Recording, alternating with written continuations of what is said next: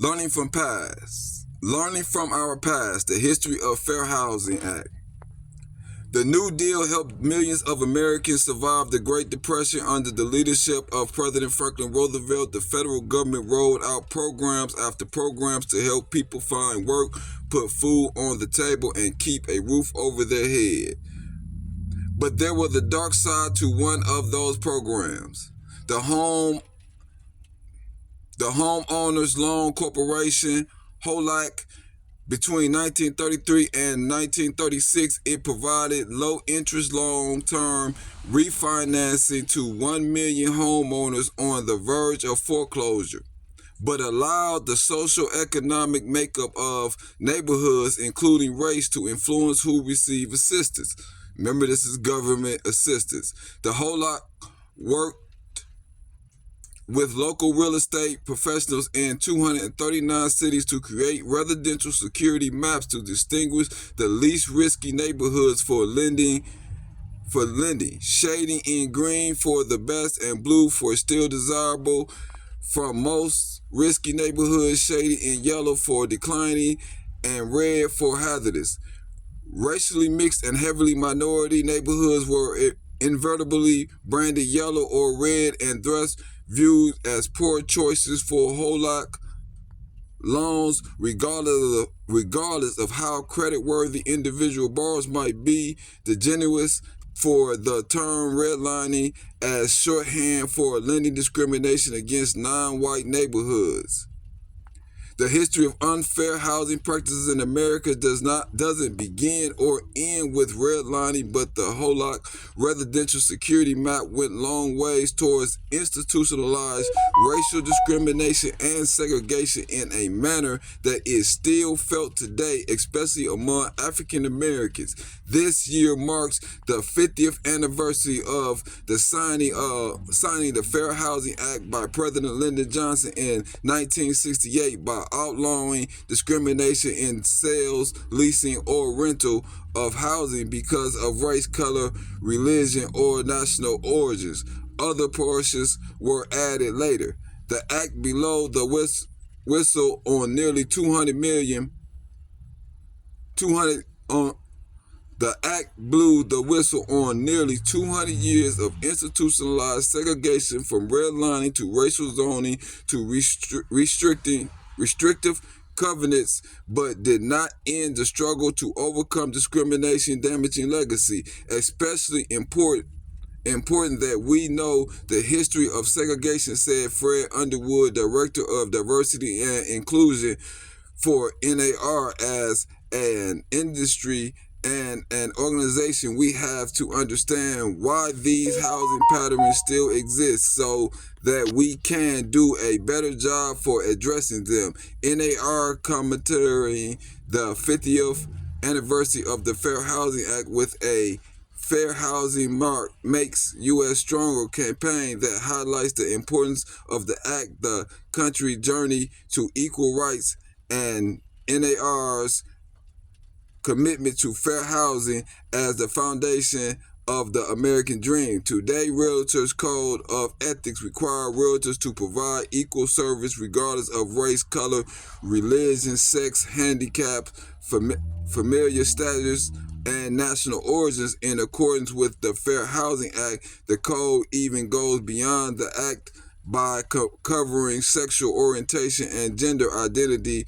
NAR also provides members with guides and resources to understand, comply with the law through its fair housing program. But there's a flip side to NAR records. As a fair housing advocate for many years, our industry was opposed to fair housing. Underwood said many factors played into NAR's resistance: historically prejudice, the belief that property values were more stable in neighborhoods where occupants by the same racial social class, and the argument that people should be free to refuse to sell or rent a home to anyone for any reason, even if the decision was based on race. NAR actively fought passage of the Fair Housing Act. The opposition came from our industry was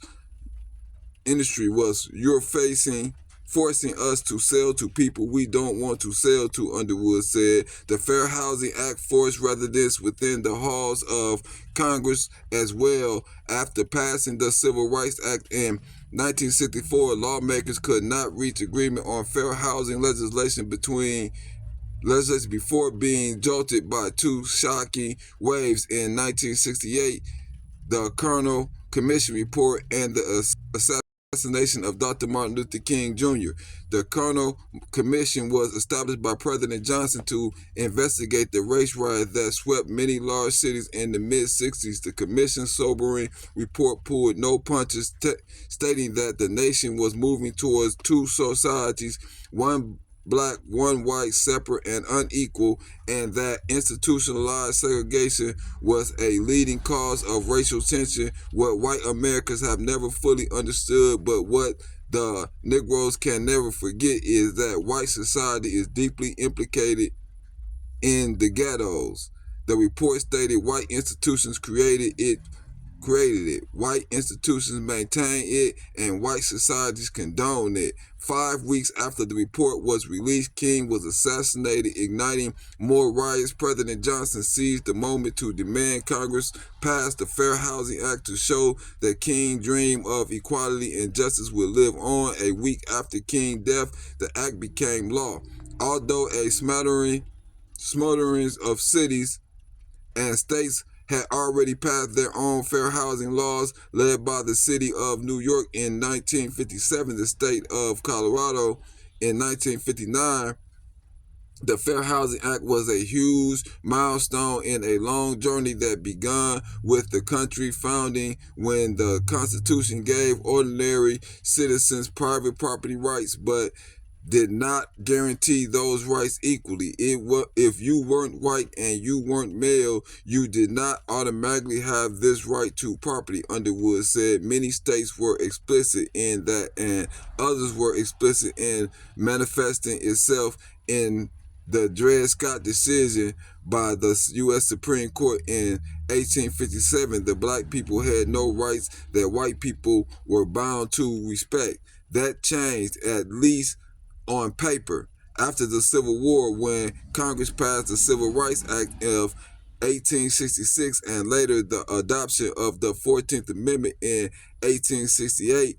They declared that all persons born in the United States were citizens regardless of race or color, and that all people had the same civil rights, including property rights.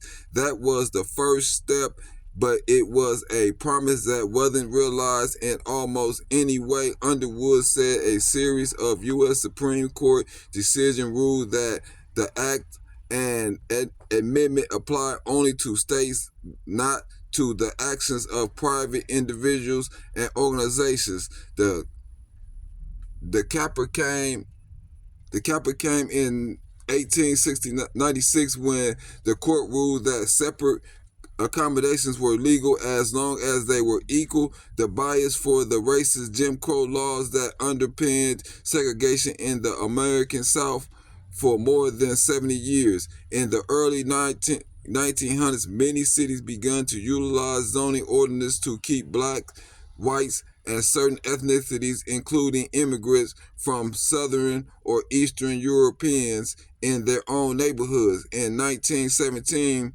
the tide of housing discrimination finally appeared to turn when the Supreme Court declared a Louisville, Kentucky racial zoning ordinance unconstitutional, but ending racial zoning didn't come close to ending housing discrimination. Restrictive covenants became an equal, unfair alternative. The covenants which popped up all over the country were contracts among property owners prohibiting sales of homes to blacks or other minorities as private agreements. They were considered exempt from law, preventing government discrimination. Restricting covenant frequent service served as the blueprint for the HOLC residential security map, said Northern Connolly, an urban historian at Johns Hopkins University. The HOLC was literally codifying already existing boundaries and resisting and restrictions that were created by developers and homeowners association. The Federal Housing Association picked up where the whole lot left off, establishing in 1934 to provide government-insured loans for home purchases. The FHA included the residential security map in its underwriting manual and recommended including restrictive covenants in the deeds of homes it insured. If a neighborhood is to retain stability, it is necessary that property shall continue to be occupied by the same social and racial classes explained the underwriting manual, which was widely used throughout the mortgage industry.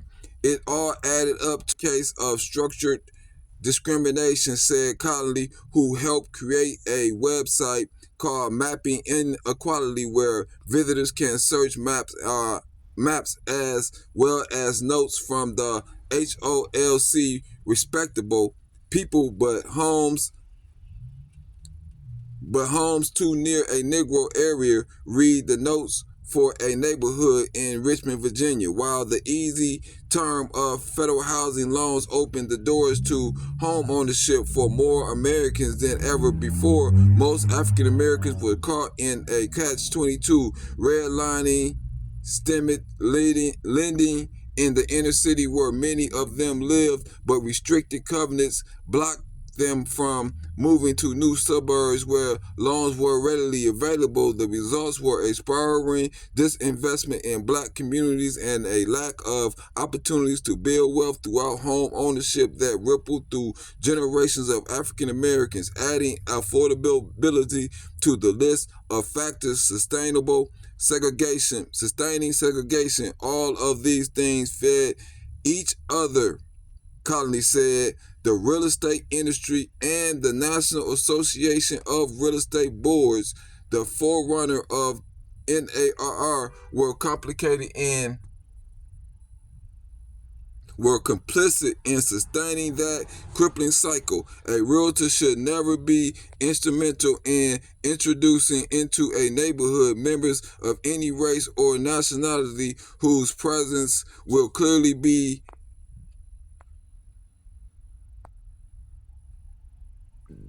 detrimental to property values in that neighborhood, stated that Association's 1924 Code of Ethics, the reference to race or nationality was not removed until 1950s. However, strong voices for fair housing began emerging within the real estate industry.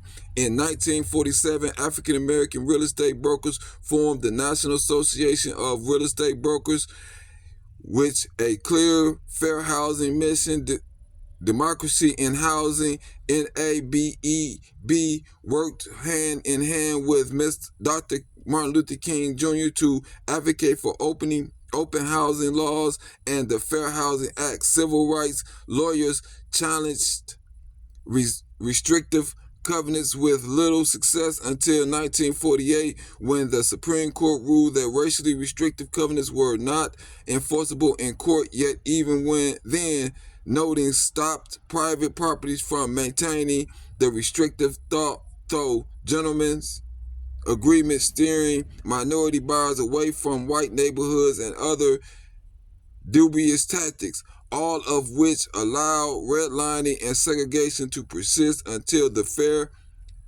Housing Act explicitly outlawed such practices in 1968. The Fair Housing Act continued to evolve after passing protection against discrimination based on sex, which wasn't included in the original law, was added in 1974.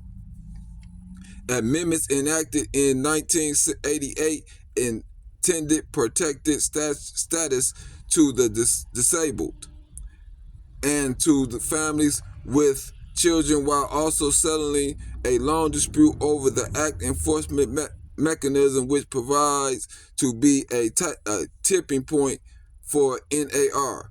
That was the beginning of our association being no more on the supportive side of fair housing rather than the opposing side, Underwood said. 50 years after passing the statement made by the Fair Housing Act about equal rights cannot be overstated. It was important for the government to say certain things happened under our watch, and this what has to stop, said Anne Mary Fraser, Assistant Secretary for Fair Housing and Equal Opportunity with the Department of Housing and Urban Development.